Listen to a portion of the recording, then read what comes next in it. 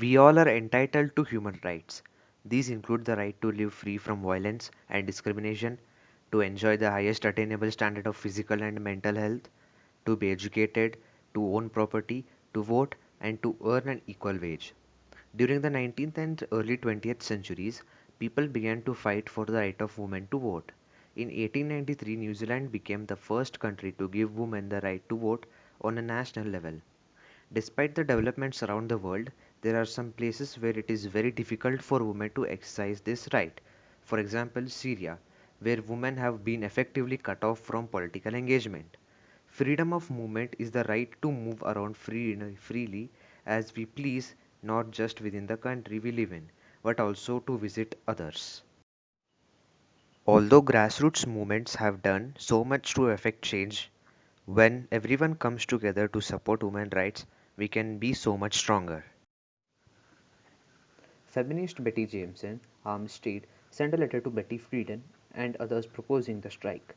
Betty Friedan, writer of The Feminine Mystique and a leader of second wave feminism, then planned the protest to commemorate the anniversary of landmark legislation and spotlight current battles.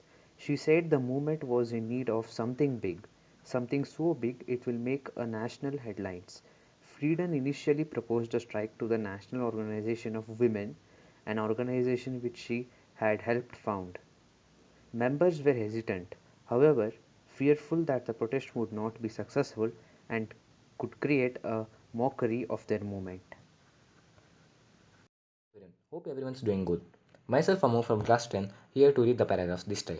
So let's begin with it. Despite the setback, women gathered on the streets at around 5 pm, chosen so that the working women could attend and began protesting. The New York action included chanting and speeches by prominent figures, included Friedan, as well as signs and posters. Crowd estimates put somewhere between 10 and 20,000 people, mostly women, gathered on the Fifth Avenue.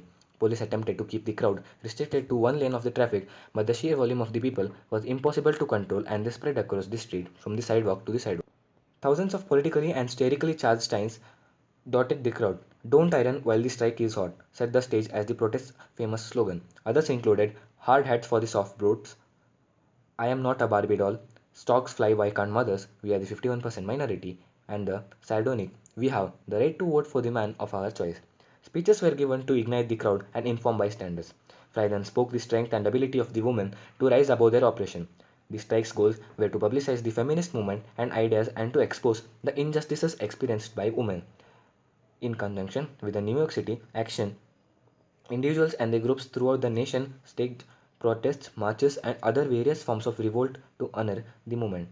One example occurred in the Boston, where around 5,000 women gathered in Boston Common and 1,000 went on to march into downtown Boston. A noon rally was also driven around 2,000 people in the San Francisco's Union Square. About 125 women marched on City Hall in Syracuse, New York, and in Manhasset. Women gathered signatures on a petition urging Senate passage to the Equal Rights Amendment.